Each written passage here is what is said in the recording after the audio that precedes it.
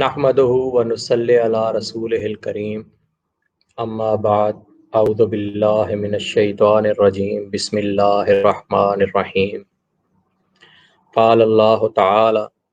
व लक़द यस्सरनल क़ुरआन लिज़्ज़िक्रि फ़हल मिन मुद्दकिर व क़ाल रसूलुल्लाहि सल्लल्लाहु अलैहि वसल्लम खैरुकुम मन तअल्लमल क़ुरआन व अल्लमह सदक़ल्लाहुल अज़ीम व सदक़ रसूलुहुल करीम रब्बिश्रह ली सदरी व यस्सिर ली अमरी वहलुल उक़दतम मिन लिसानी यफ़क़हू क़ौली अल्लाहुम्मा अरहमनी बिल क़ुरआनिल अज़ीम वजअलहु ली इमामन व नूरन व हुदन व रहमह वजअलहु ली हुज्जतन या रब्बल आलमीन आमीन सुम्मा आमीन। अज़ीज़ान मन, कुरानिक इंटेलेक्ट के चैनल से इत्तेहादी मसाइल व अवाम के साथ सामा लबासी आपकी खिदमत में हाजिर है। आज के प्रोग्राम में जो आम तौर पर हमारे अहबाब कराम या दोस्त मुख्तलिफ़ हवालों से मुख्तलिफ़ नौइयत की बाल की खाल उतारते हैं, तो उसको हम डिस्कस करेंगे। और इस सिलसिले में हमारे साथ होंगे जनाब अम्मार ख़ान नासिर साहब। अस्सलाम वालेकुम सर, खुश आमदीद। अस्सलाम वालेकुम जनाब अब्बासी साहब, बहुत शुक्रिया। वालेकुम अस्सलाम, जज़ाकल्लाह खैर सर, बहुत शुक्रिया। अज़ीज़ान मन, इंसान खुदा की साहिब अख्तियार शाहकार मखलूक है, जिसे रब्बुल आलमीन ने सोचने समझने गौर व फिक्र करने की नेमतों से नवाजा है। और कुरान सुन्नत में मौजूद अहकाम से ये बात भी बखूबी बावर कराई है कि रब्बुल आलमीन ने ज़मानी समाजी फ़िक्री ज़रूरियात का बहुत ख्याल रखा है।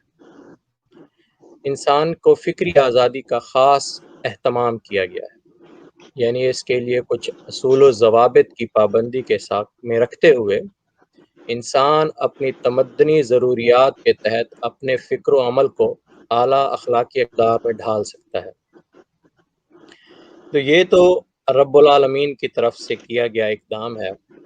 इसके बाद एक बहुत सी बातें हैं जो इंसान के अपने सोचने समझने की सलाहियत को मलहूज़ ख़ातिर रखते हुए उसको फ़िक्री आज़ादी दी गई है। तो उस पर एक इज्तिहादी नौइयत के कुछ अहकाम लागू किए जाते हैं, जिनको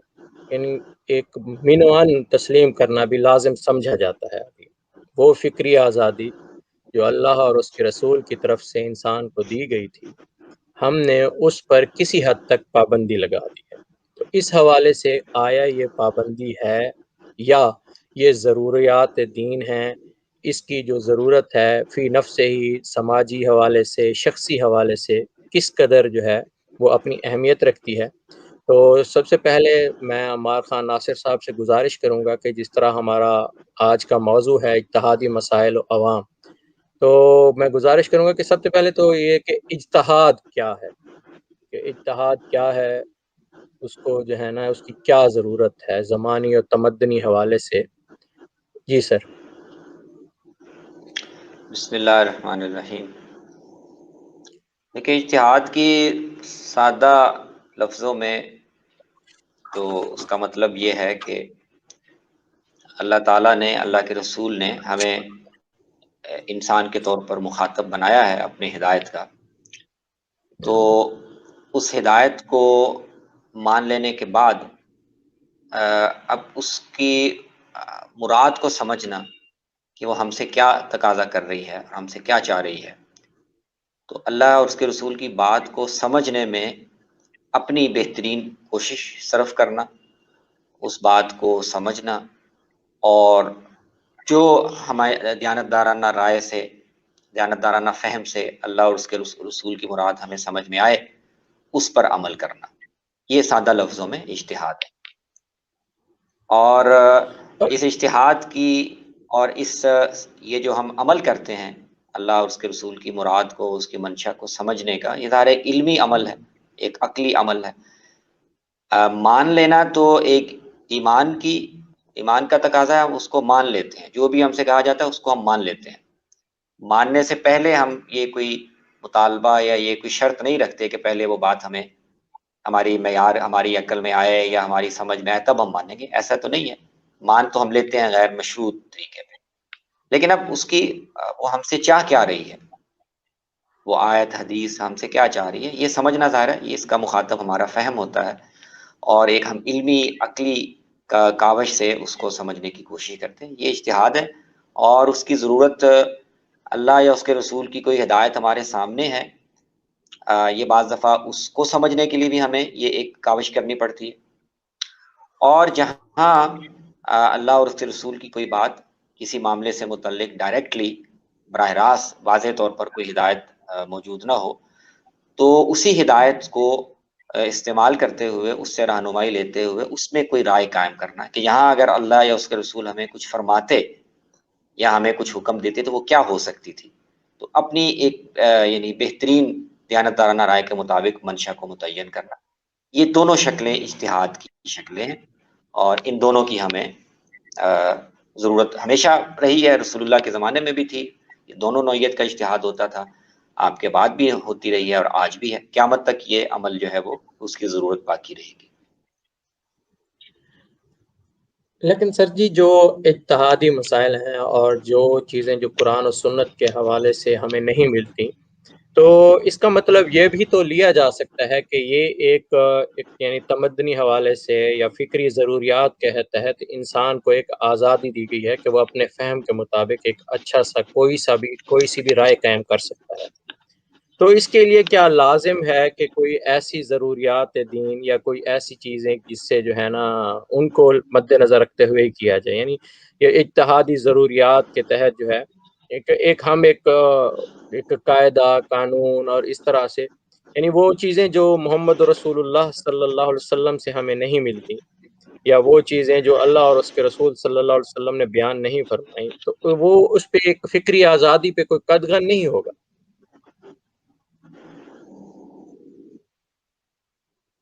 نہیں، آپ کا سوال میں پوری طرح سمجھا نہیں۔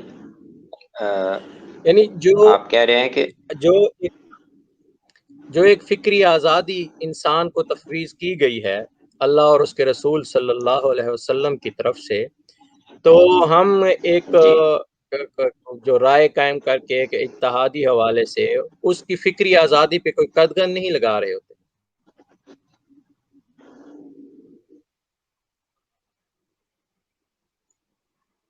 نہیں، مجھے کچھ بات آپ کا مطلب سوال کا مطلب اگر مجھے جو یہ سمجھ میں آ رہا ہے اگر وہ صحیح ہے تو پھر میں اس کا جواب آگے بڑھتا ہوں۔ آپ کہہ رہے ہیں کہ اللہ اور اس کے رسول نے جو ہمیں جو باتیں ارشاد فرمائیں، تو وہ جی اس جی اور جن چیزوں کے متعلق ہمیں اس نے کچھ نہیں کہا، براہ راست کوئی بات واضح نہیں کی، تو اس میں ہمیں تمدن پہ اور حالات پر چھوڑ دیا گیا ہے کہ ہم اس کے مطابق کوئی بھی رائے قائم کر لیں، تو جی جی اس میں کوئی شرط لگانا یا اس میں کوئی قدغن لگانا یہ اس فکری آزادی کو محدود کرتا ہے، یہ جی شاید جی آپ کہہ رہے ہیں۔ جی جی میں یہی اچھا عرض کرنا چاہ رہا ہوں۔ نہیں، اچھا تو نہیں، مثلا دیکھیں نا، ہم کسی معاملے میں اپنے تمدن کی روشنی میں، اپنے حالات کی روشنی میں، اپنے فہم سے جو رائے قائم کریں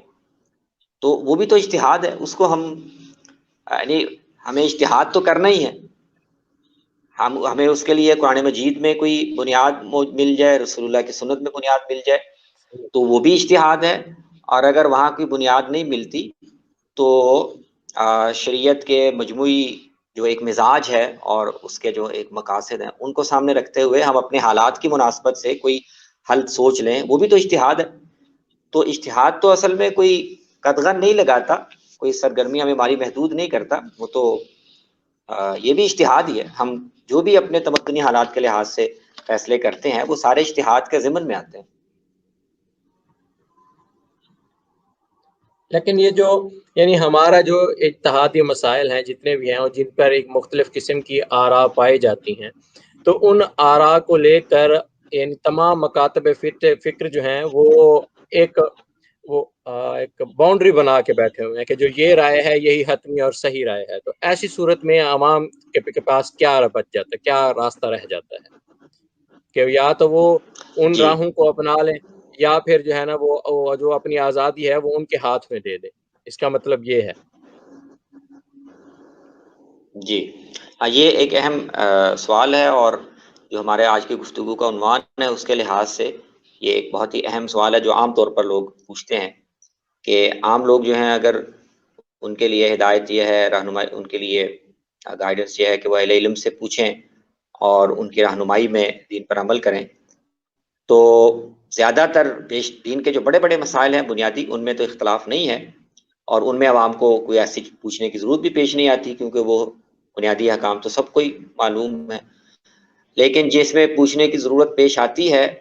اس میں عموماً اہل علم کا اختلاف ہوتا ہے، ایک سے زیادہ آراء ہوتی ہیں. تو ایسی صورت میں ایک عام آدمی وہ کیا کرے؟ تو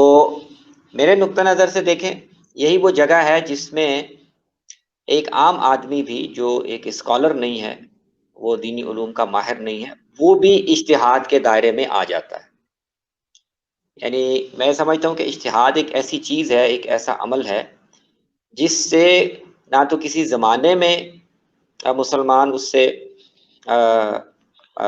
یعنی بے نیاز ہو سکتے ہیں، اور کوئی سطح ایسی نہیں ہے مسلمان معاشرے کی کہ مختلف سطحوں کے لوگ اپنی اپنی سطح پر اجتہاد کے عمل میں شریک نہ ہو رہے ہیں. تو علماء ایک سطح پر اجتہاد کے عمل میں اپنی ذمہ داری انجام دے رہے ہوتے ہیں، اور عوام ایک اور سطح پر وہ بھی اجتہاد کے عمل میں شریک ہوتے ہیں. تو یہی جو صورتحال ہم دیکھتے ہیں. تو اب اس میں دیکھیں، ایک عام آدمی، اس کے سامنے اس کو ایک مسئلہ درپیش ہے، اور اس کے سامنے معاشرے میں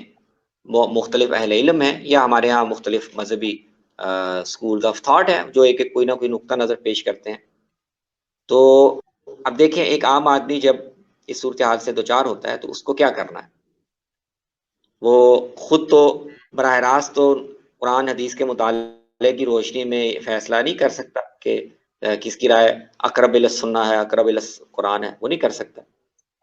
تو لازمی بات یہ ہے کہ یہاں ایک عام آدمی کو جو بھی اس کی فہم کی سطح ہے، جو بھی اس کا ضمیر ہے، اس کو اس سے کام لیتے ہوئے یہ دیکھنا ہے کہ اس کو اپنے ضمیر، اپنے فہم اور اپنی دیانت کے مطابق کون سی بات، کس کی بات زیادہ ٹھیک لگتی ہے. اس نے ظاہر انتخاب کرنا ہے نا، 3 یا 4 آراء ہیں، اب ایک عام آدمی نے انتخاب کرنا ہے، اور اس انتخاب میں اس کے پاس بھی ایک دینی ضمیر ہے، ایک فہم کی ایک سطح ہے جو بھی ہے، اور معلومات ہیں. تو وہ اپنے لیے جو انتخاب کرے گا، جو اس کو دیانتداری سے بات ٹھیک لگے گی، تو یہ اس کا اجتہاد ہے، اور اس اجتہاد کا اس کو بھی حق ہے، اور اس اجتہاد کو اس کو بھی استعمال کرنا چاہیے. حتیٰ کہ آپ دیکھیں، اگر ایک آدمی جو ہے وہ فرض کریں کسی شخصیت پر،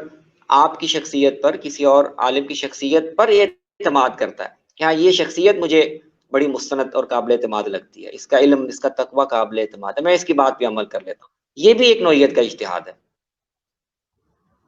تو عام آدمی بھی اس طرح سے اجتہاد کرتا ہے اور اس کو کرنا پڑتا ہے. ہاں، اس کی نوعیت تھوڑی سی مختلف ہے، اس کی سطح تھوڑی سی مختلف ہے. تو عام آدمی کو جو براہ راست قرآن سنت پہ اس طرح سے ماہرانہ مہارت اس کو حاصل نہیں ہے، تو اس کو انتخاب کرنا پڑتا ہے. اور اس میں ظاہر ہے جو بھی اس کو اللہ نے صلاحیت، استعداد، فہم دیا ہے، اور اس کی دل کا اطمینان ہے کہ ہاں میں یہ بات اگر قبول کر رہا ہوں تو میں اللہ کو جواب دینے، اس کے سامنے جواب دہی کے احساس سے میں معمور ہوں، یہ کافی ہے اس کے لیے. اور اس کی بنیاد پر وہ جو بھی انتخاب کرے گا وہ اس کے لیے درست ہوگا. لیکن سر، جو ہمارے مختلف مکاتب فکر ہیں وہ عوام کو پابند کرتے ہیں کہ وہ کہیں کسی دوسری طرف جھانک نہیں سکتے، اور جو جیسے جی جو ہے سادہ لوہ انسان ہے، سادہ لوہ عوام ہے، وہ ان کا کیونکہ ان کا جو مائل ہو رہے ہوتے ہیں دوسری آراء کی طرف بھی، لیکن وہ کیونکہ وہ پابندی کی وجہ سے مجبور ہوتے ہیں. تو ایسی صورت میں عوام کے ساتھ جی جو ہے نا، عوام کو کیا کرنا چاہیے؟ یا جو ہمارے علماء حضرات ہیں جو مختلف مکاتب فکر کو جو رن کر رہے ہیں، ان کی کیا ذمہ داری بنتی ہے؟ جی تو اس میں دیکھیں، اب دو فریق بن جاتے ہیں نا. ایک تو یہ کہ علماء یا مختلف مذہبی مکاتب فکر ایسا کیوں کرتے ہیں، اور دوسرا یہ کہ اگر وہ جو بھی کرتے ہیں لیکن عوام کے پاس کیا راستہ ہے. تو عوام کے پاس راستہ تو وہی ہے جو میں نے عرض کیا کہ ان کو اپنی دیانت سے اور اپنے ضمیر سے اور جو بھی فہم اللہ نے ان کو دیا ہے اس کو بروئے کار لا کے جو بات ان کو ٹھیک لگے کہ ہاں یہ جس پر ان کو اطمینان ہو کہ یہ ہمیں اللہ اور رسول کی بات کے قریب تر بات بتا رہا ہے، وہ اپنی بصیرت کو اپنے فہم کو کام میں لائیں۔ جو مذہبی گروہ ہیں ان کا اصل میں مسئلہ یہ ہے کہ وہ چونکہ گروہ جب بنتے ہیں تو وہ گروہوں کی عصبیتیں بن جاتی ہیں، اور پھر عصبیتوں کا مسئلہ یہ ہوتا ہے کہ وہ معاشرے میں ایک شناخت اور پھر طاقت چاہتے ہیں، اور اس طاقت کو بڑھانا بھی چاہتے ہیں اور اس کو محفوظ بھی رکھنا چاہتے ہیں۔ تو اس کا راستہ ان کے سامنے، اس کا طریقہ ان کے سامنے اس کے علاوہ کچھ نہیں ہوتا کہ جو لوگ ان کے ساتھ وابستہ ہوئے ہیں اب وہ ان کو اپنے ساتھ ہی جوڑے رکھنے کے لیے اس طرح کی کچھ تعصبات ان میں پیدا کریں کہ آپ کو ہمارے ہی گروہ کے اہل علم سے، ہمارے ہی طبقے کے لوگوں سے آپ کو رائے پوچھنی چاہیے اور وہی صحیح ہیں، اور اس کے علاوہ جو دوسرے اہل علم یا دوسرے مکاتب فکر جو بات کہیں گے ادھر آپ توجہ نہ دیں کیونکہ وہ آپ کو گمراہ کر سکتے ہیں۔ تو یہ ایک جو رویہ ہے یہ بعد میں جب گروہی عصبیتیں بن گئی ہیں تب سے یہ پیدا ہوا ہے۔ آپ پہلے دور میں اگر چلے جائیں صحابہ، تابعین، ائمہ، فقہاء کے دور میں بھی، تو وہ یہ نہیں، لوگوں کو ان سے لوگ آ کے آراء مسائل پوچھتے ہیں، وہ ان کو اپنی رائے دے دیتے ہیں لیکن ان کو کھینچ کر اپنے ساتھ باندھنے کی کوشش نہیں کرتے، ان کو دوسرے اہل علم سے متنفر نہیں کرتے یا ان کی وہاں جانے سے روکتے نہیں، الا یہ کہ کسی کے بارے میں، کسی آدمی یا کسی گروہ کے بارے میں ان کو یہ یعنی بد اعتمادی ہو کہ وہ کسی منحرف نقطہ خیال سے تعلق رکھتا ہے، راہ سے ہٹا ہوا ہے، کوئی گمراہی کی بات کر رہا ہے، ایسی صورت میں وہ روکتے تھے۔ لیکن اہل علم کے مابین جو اختلاف آراء ہیں ان میں عوام کو کبھی اپنے ساتھ نتھی کرنے یا پابند کرنے کی کوشش نہیں کی، کیونکہ اس وقت یہ عصبیتیں، گروہی عصبیتیں قائم نہیں ہوئی تھی۔ اور جب ہم دیکھتے ہیں سر کہ جیسے ہمارا جو سماج ہے اس کو اگر ہم دیکھیں، بغور دیکھیں تو کہیں سے ہمیں مذہبی نظر نہیں آتا کہ وہ ایک مذہبی جو دینی سماج ہونا چاہیے، تو اس حوالے سے کوئی رنگ ایسا نظر نہیں آتا۔ لیکن ہماری احتیاط کی وہ جو صورتحال ہے وہ اس قدر مضحکہ خیز ہے کہ ہم وہ سوالات اگر کسی فتویٰ آن لائن سائٹ پہ دیکھیں تو آپ ایک دنگ رہ جائیں گے کہ ایسے سوالات جو ایک یعنی عام شخصی یا تمدنی سماجی حوالے سے انسانی ضروریات کے تحت ہونے چاہیے، انہیں خود لے لینا چاہیے، تو وہ سوالات وہاں لکھے ہوئے ہوتے ہیں اور جو علماء کرام ہیں وہ وہاں پر ان کے جوابات دے رہے ہوتے ہیں، بلکہ ان کی حوصلہ افزائی اس حوالے سے کر رہے ہوتے ہیں۔ تو اس حوالے سے جیسے یعنی میں نے کچھ سوالات پڑھے تھے کہ میں مخلوط آفس میں کام کرتا ہوں، تو وہاں پر کچھ عورتوں کے بال جو ہے نا چیئرز وغیرہ پر گر جاتے ہیں، تو ہم ان کے اوپر بیٹھ جاتے ہیں، تو اس سے ہمارا نکاح باطل تو نہیں ہو جاتا؟ یا پھر اس طرح سے کہ بھی جو ہے نا کہ جوتوں کے ساتھ میں مسجد میں آ سکتا ہوں یا نہیں آ سکتا، یا قرآن کا سرہانہ بنا سکتا ہوں نہیں بنا سکتا، اس طرح سے بہت ساری ایسی باتیں جو ہیں جو بہت ہی جو ہیں وہ اور بڑی شد و مد کے ساتھ ان کے جوابات بڑی تفصیل کے ساتھ دیے ہوئے ہوتے ہیں۔ تو ایسے حوالے سے آپ جو ہے نا عوام کے لیے یا علماء کرام کے لیے کیا فرمائیں گے کہ یہ کون سے ایسے مسائل ہیں جو پوچھے جا سکتے ہیں، یا کون سے ایسے مسائل جن پر اجتہاد واقعی میں ہونا چاہیے؟ ہاں، آپ کے سوال میں دو تین پہلو اکٹھے ہو گئے ہیں، ان کو اگر الگ الگ کر لیا جائے۔ ایک تو یہ ہے کہ آپ نے کہا کہ معاشرے میں عام طور پر لوگ اپنی زندگی میں، اپنی ذاتی زندگی میں، معاملات میں مذہبی نہیں ہوتے، مطلب جو ایک مذہبی اخلاقیات ہے، جو ایک مذہبی یعنی مروت ہے، اس کی نمائندگی ان کے معاملات میں نہیں ہوتی، لیکن وہ بعض چیزوں کے بارے میں بڑے حساس ہو کے سوالات پوچھتے ہیں۔ تو اب یہ جو ہے اس کے دونوں میرے خیال میں پہلو ہیں۔ ایک اچھا